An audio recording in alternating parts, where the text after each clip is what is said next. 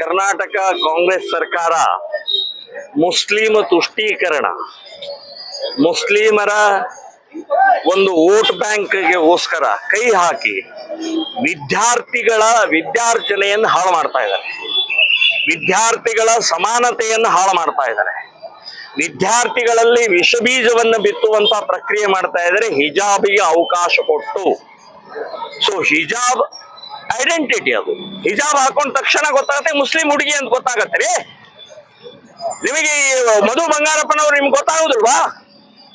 So ಭೇದವನ್ನ ನಿರ್ಮಾಣ ಮಾಡ್ತಾ ಇದ್ದಾರೆ, ಗಲಭೆಗೆ ಅವಕಾಶ ಮಾಡಿಕೊಡ್ತಾ ಇದ್ದಾರೆ, ಸಂಘರ್ಷಕ್ಕೆ ಅವಕಾಶ ಮಾಡಿಕೊಡ್ತಾ ಇದ್ರೆ ಇದು ತಪ್ಪು. ಇನ್ನು ಸುಪ್ರೀಂ ಕೋರ್ಟ್ ನಲ್ಲಿ ಕೇಸ್ ನಡೀತಾ ಇರುವಂತ ಸಂದರ್ಭದಲ್ಲಿ ಅಧಿಸೂಚನೆ ಹೊರಡಿಸೋದು ಕಂಟೆಂಪ್ಟ್ ಆಗತ್ತೆ, ಕಾನೂನು ಉಲ್ಲಂಘನೆ ಆಗತ್ತೆ. ಇದರ ವಿರುದ್ಧವೂ ಹೋರಾಟ ಮಾಡ್ತೀವಿ. ಇನ್ನೊಮ್ಮೆ PIL ಕರ್ನಾಟಕದ ಹೈಕೋರ್ಟ್ ನಲ್ಲಿ ಹಾಕಿ ರದ್ದು ಮಾಡಿಸ್ತೀವಿ ಅಂತನ್ನುವಂಥದ್ದು ಹೇಳ್ತಾ ಇದ್ದೀನಿ.